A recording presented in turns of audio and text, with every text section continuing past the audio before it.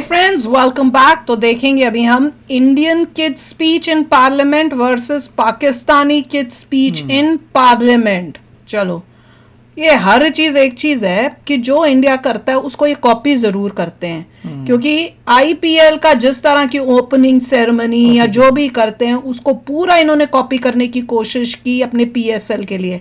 ये अलग बात है कि जो भी कॉपी करते हैं वो इंडिया के मुकाबले में थर्ड ग्रेड ही होता है। तो अब इसमें देखते हैं कि अच्छा, इनके भी बच्चे जो हैं पार्लियामेंट में जाके स्पीचेस देते हैं। अब देखें कौन सी स्पीच देते हैं, कैसी स्पीच देते हैं। तो वीडियो शुरू करते हैं। वीडियो शुरू करने से पहले अगर आप चैनल पर नए हो और आपने अभी तक सब्सक्राइब नहीं किया तो जल्दी से पहले सब्सक्राइब के बटन और बेल आइकन को क्लिक कर लो, ताकि आपको हमारे सारे न्यू वीडियोस के नोटिफिकेशन मिल जाए जैसे हम अपलोड करें। अगर आपको वीडियो पसंद आता है प्लीज लाइक एंड शेयर। चलिए शुरू करते हैं। आप क्या नहीं साहिबा, सीमाब कियानी।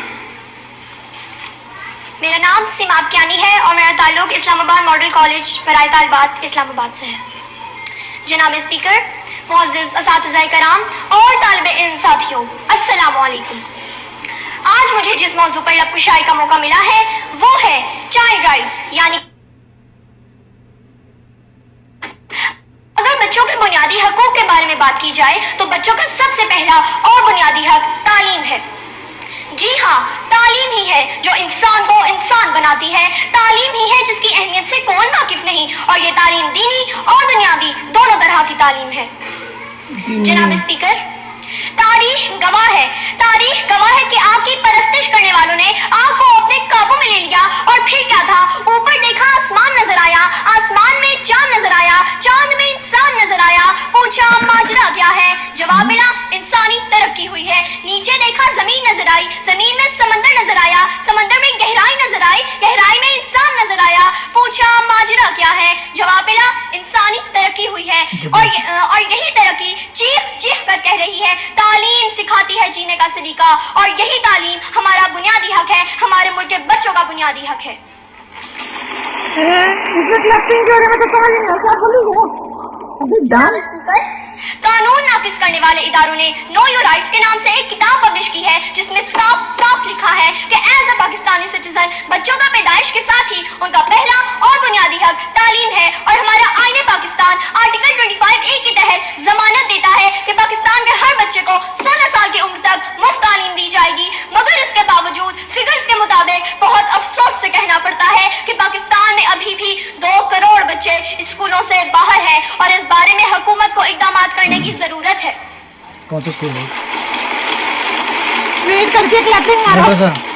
जनाब स्पीकर, तारीख ऐसी मिसालों से भरी पड़ी है कि तालीम की बदौलत ही बहुत से लोगों ने न सिर्फ अपना नाम रोशन किया बल्कि उन्होंने अपने मुल्क और मिल्लत का भी नाम रोशन किया। जनाब स्पीकर, तालीम के मैदान के सिपाही जब जाबिर बिन हयात और गाजी अल-बिरूनी बनते हैं तो फिर अपनी जिंदगियां बनाकर जीने का सलीका सिखाते हैं। तालीम के मैदान के सिपाही जब आइजैक न्यूटन ग्राहम बेल बनते हैं तो दूसरों के काम आकर जीने का सलीका सिखाते हैं। तालीम के मैदान के सिपाही जब रहनुमा बनते हैं तो सर सैयद अहमद खान मोहम्मद अली जिन्ना बनकर कौम को जीने का सलीका सिखाते हैं। तालीम के मैदान के सिपाही जब मौसीकार, कलमकार और फनकार बनते हैं तो फिर सुल्तानुल कसीमी से लेकर अनवर मकसूद की सूरत में अमन का पैगाम देकर जीने का नया ढंग सिखाते हैं और ये ऐलान करते हैं। मेरे दिमाग में आ रहा है, तालीम से लोग वो बनते हैं, क्या ना, इल्म ने खूने रगे जा दिया और ना मरा, इल्म ने जहर का पैमाना पिया और ना मरा। इल्म सुकरात की आवाज है, ईसा का लहू, इल्म से यारा हो गहवारा हो अंजामो नमो। इल्म बेटे की नई कब्र पर माँ के आंसू, इल्म अब्बास अलमदार के जख्मी बाजू, काबाओं को सैन को यही सर करता है, एक लम्हे में सदियों का सफर करता है। इल्म तालिब को तलबते ही सिला देता है और जहल इंसान को अबू जहल बना देता है। क्या बोले भाई? क्वेश्चन तो पढ़ लेंगे वो। जनाब स्पीकर, कल के पाकिस्तान का मकसद सिर्फ एक खित्ता अर्ज का नहीं बल्कि इस खित्ते में बसने वाले तमाम अफराद के लिए एक आजाद मुमलिकत का हसूल था, चाहे उनका ताल्लुक किसी भी सूबे, नस्ल, मजहब या सिंध से हो। कल के पाकिस्तान का मकसद इस खित्ता अर्ज के लोगों को इस्लाम के असूलों के मुताबिक आजादी के साथ अपनी जिंदगी गुजारने का मौका फराहम करना था, जहाँ मुसलमान अपनी तहजीब और तमद्दुन को जिंदा रख सके और जहाँ इस्लामी तशख़्ख़ुस का तहफ़्फ़ुज़ किया जा सके। और कल के पाकिस्तान का मकसद तभी पूरा हो सकेगा जब पाकिस्तान का हर बच्चा पढ़ लिख कर अपने पाँव पर खड़ा हो जाएगा। और मुसलमान बच्चा, और ऐसा तभी मुमकिन होगा जब उसको उसका बुनियादी हक दिया जाएगा। तालीम की बदौलत ही हर बच्चे को ये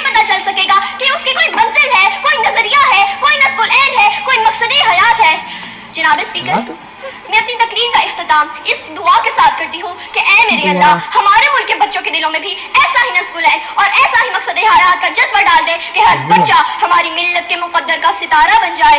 इकबाल ने क्या खूब कहा है।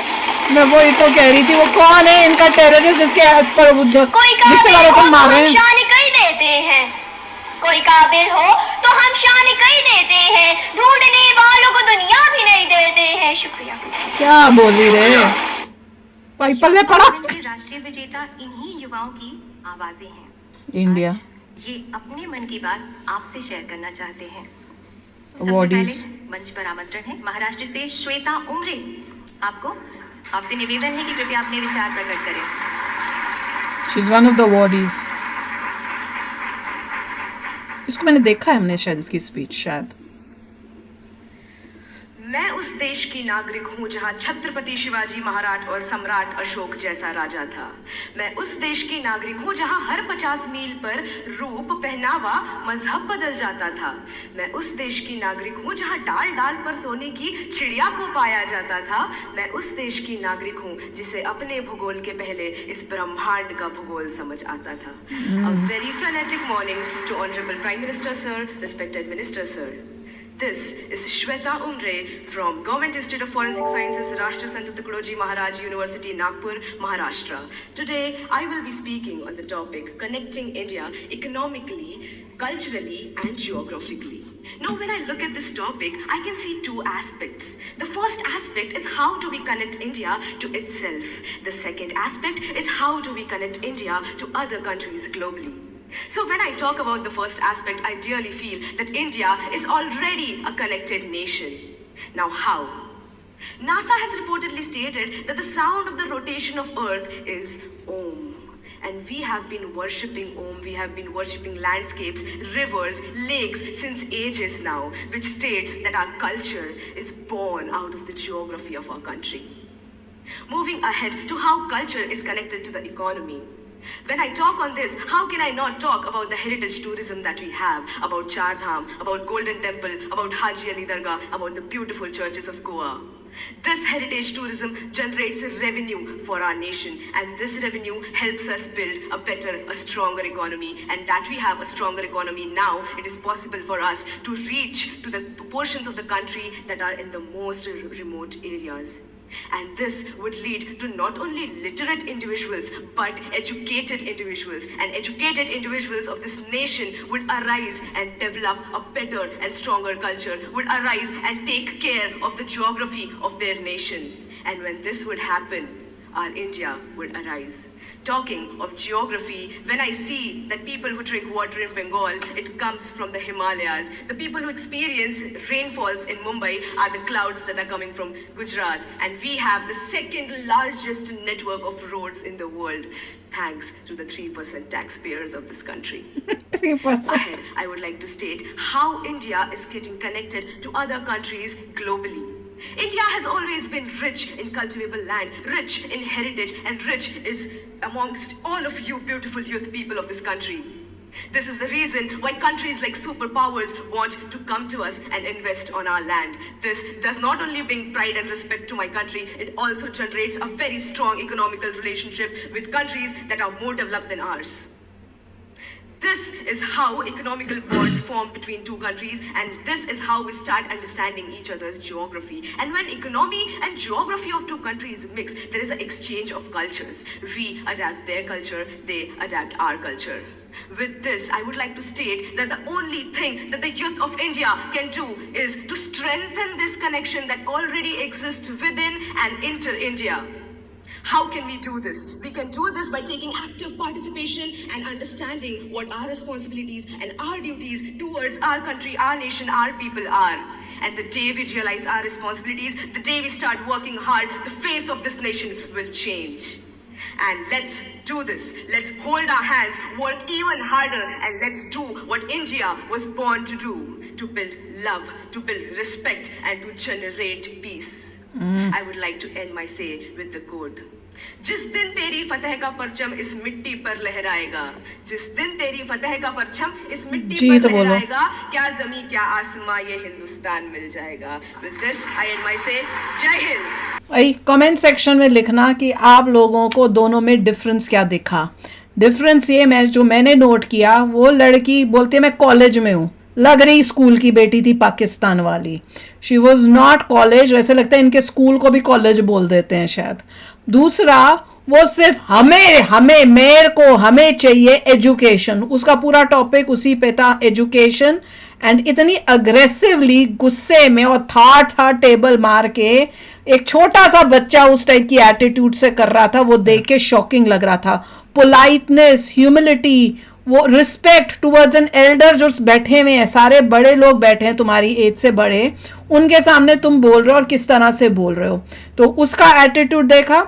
वर्सेस इंडिया की जो थी, एज में उससे बड़ी थी, पाकिस्तानी लड़की से वो एज में बड़ी थी, एक अवॉर्डी थी, वो आई है, उसने जब स्पीच दिया, उसकी स्पीच में प्यार, रिस्पेक्ट सब झलक रहा है, सॉफ्टली वो बोल रही है। कोई देखा आपने थार टेबल बजा रही है जैसे पता नहीं लड़ने के लिए आ रही है, जैसे वो पाकिस्तान का छोटा सा बच्चा कर रहा था, वो नहीं आपको दिखेगा।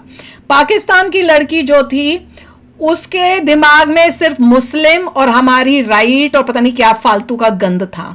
एजुकेशन चाहिए, क्यों चाहिए, वो तो मेरे पल्ले पड़ी नहीं, कुछ आधी बातें तो उसकी। जबकि इंडिया की जो थी, शी वॉज टॉकिंग अबाउट कि वो कल्चर, हमारे कंट्री में कितने अलग अलग कल्चर्स, रिलीजन सब हैं, और अलग अलग जगह से कैसे ब्यूटी कि हम कैसे कनेक्टेड हैं।